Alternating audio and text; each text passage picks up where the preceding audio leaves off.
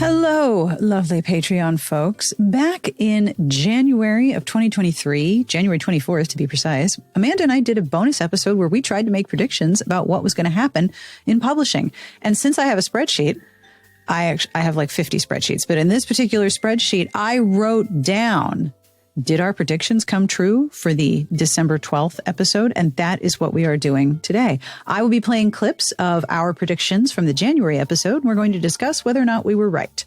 Mostly, I think we were. I think we were right. Thank you so much for being part of the podcast Patreon and enjoy this bonus episode. All right. Are you ready to look back at our predictions? I'm ready because I know I'm right. And that's a good feeling. I mean, there are, let me see, I have 1, 2, 3, 4, 5 clips. 3 are yours, 2 are mine. So I think we should start with you, shall we? Sure. I think we're going to keep seeing more older characters in genre fiction. Yep.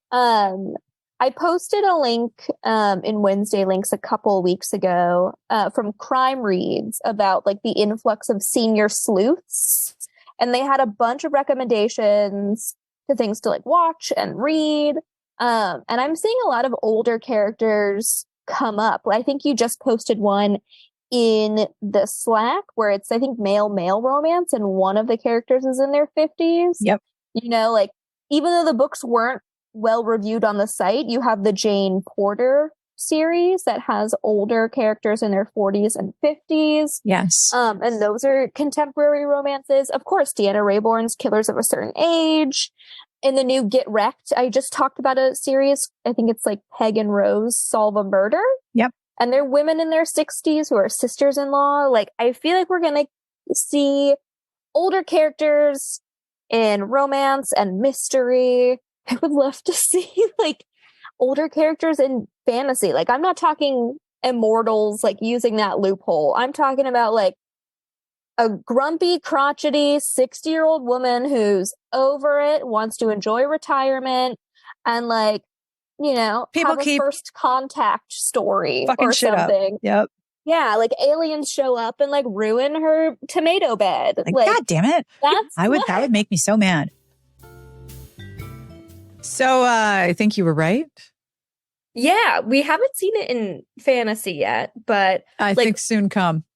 Yeah, Cathy Yardley's role playing. We've got some like older characters in their 40s, I believe, in there. Like, yeah, definitely saw it. I mean, was it Only Murders Left in the Building? Like, there's Only Murders in the Building. Those are older people on TV. But then think of all the sleuths. Was in a new season. Yep. So they have, not only there are more older sleuths, but we have Jessie Q. Sutanto's advice for murderers. Vera Wong's advice for murderers. And then you have the Thursday Murder Club, Tuesday Murder Club, Day of the Week Murder Club. Those are all people in an older... Tuesday. There's a day of the week and there's murder. It's fine. There's also a bunch of coming in translation. An elderly lady is up to no good. I read the first one. I think it's Swedish. Yeah. The translation. The first one, I only read the first one. They're teeny tiny little books. They're so small. It'll be like maybe 2 hours of your time, if that. The first one was very good. I think what's happening is that like Thule Press, which is, I think, Jane Porter's company, they were doing a lot of older women fiction, especially like My Kids Have Left the House and My Life is Starting Over and What Do I Do? I think more basic, like the very tropey romance plots that you're used to seeing somebody in their 20s or early 30s, the super, super trope forward books are being applied with older heroines and heroes, which I kind of like a lot. It reminds me of in The Blacksmith Queen, the series by G.A. Aiken. She has this like aunt or aunt, if you're from New England, and I always get corrected. She has this aunt who is like this retired prize fighter. And so her like body's pretty like scarred and beaten up. I don't know like how old she is in the book, but I know she's older. And I remember I loved her character in The Blacksmith Queen because of like, you know, very rough and tumble character, and she's an older woman. Like hopefully fantasy gets there. That's on my wish list. There are the paranormal midlife magic books where somehow menopause gives you magical powers. Looking forward to that. But I think like, I guess that would be like high fantasy, older characters in high fantasy as opposed to older characters in paranormal or urban fantasy, like a different setting. All right. Are you ready for your next prediction? Yes. Okay. So I think we're going to see a lot of like YA to adult and maybe some adult to YA debuts. I feel like there's going to be a lot of that. And I think that's exciting. Yeah, Bridget Kemmerer just announced that she's coming out with an adult fantasy romance in 2024. So, yep. I think there are a lot of people who will be moving from YA to fantasy or romantasy, as it is called. Oh my God. I mean, we're going to come back to that. It's only worth saying if you roll the R, I have decided. Romantasy. All right. Are you ready? Here's your last prediction from our bonus episode. This was January 24th of this year was when I did these predictions. Here we go. But I do think we might start to see, and I think we're seeing them a lot in the like fantasy romances or like chick lit women's fiction fantasy books, where it's an illustrated cover, but more decorative or has different elements than just, a couple. Like the India Holton books do have a couple, but there's also more design elements to them. KJ Charles's upcoming book has the couple on the front, but beautiful decorative border. Yes. So the India Holton ones are the ones with all the wisteria around the outside. Yeah, it's like, do you remember, I'm going to say 10 years ago, but I could be wrong in my timing. Every YA had a filigree design. Lots of filigree or wrought iron gates around the cover. So this is like the rebirth of that, only it's like a floral frame or an illustrative frame or an art deco frame. Yes, I know exactly what you mean. The Lana Harper Thistlegrove series. Yes.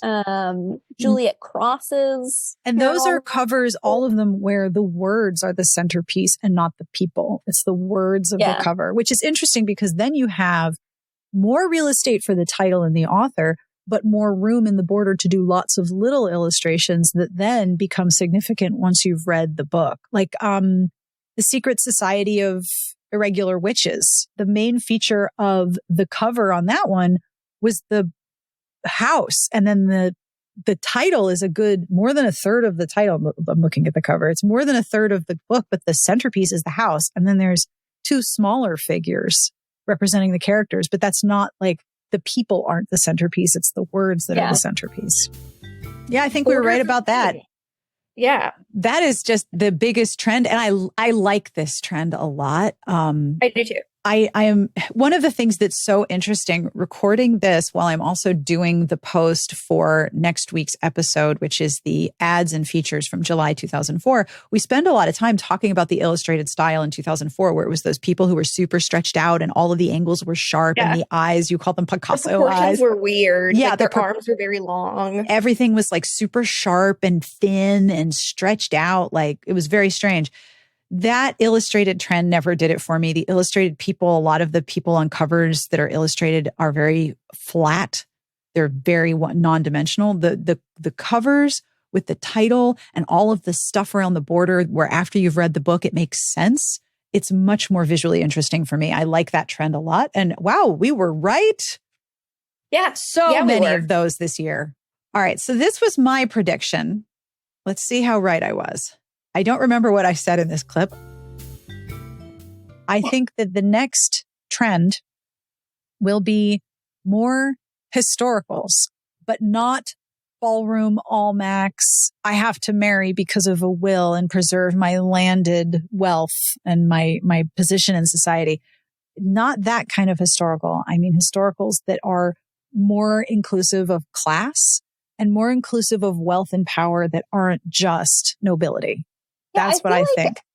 Mimi Matthews' new series, definitely, I'm seeing a lot of more working class characters, and that's definitely a series that comes to mind. Yeah. Yeah, I think I was right about that one too.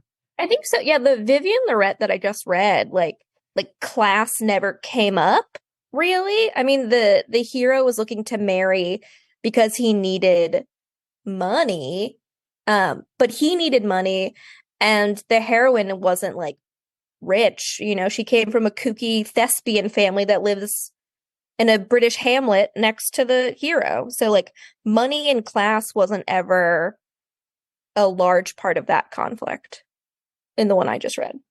I have one more prediction. I'm not sure this one is right, but let's see how I did.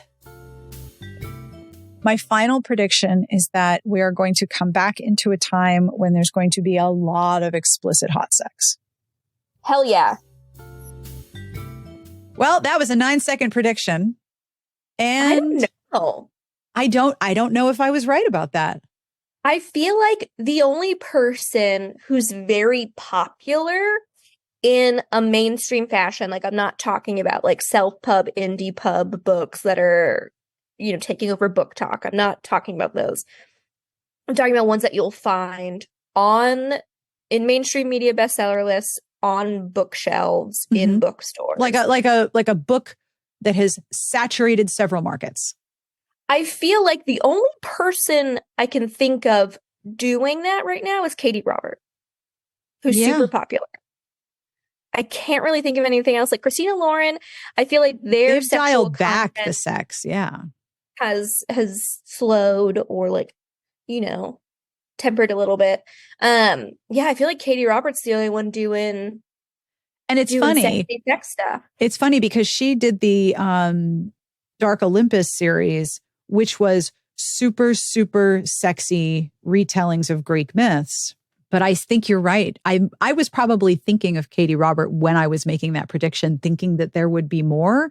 And there are in the Kickstarters that she's done and in the special collections that she's done. And they're very popular and they're doing extremely well. But I still think that's her corner. That's like her market, that she's really been the one to reach, like I said, complete saturation. All right. So I think we did well with our predictions. I think we did too. All right. Well, what'll happen is that we're now going to record our predictions for 2024. And that will be the bonus episode for December 26th. So when you're reading your Christmas books and you're avoiding your Christmas family, you can come and listen to us attempt to predict what will happen in 2024. I think Amanda's way better at this than me, but tune in and find out.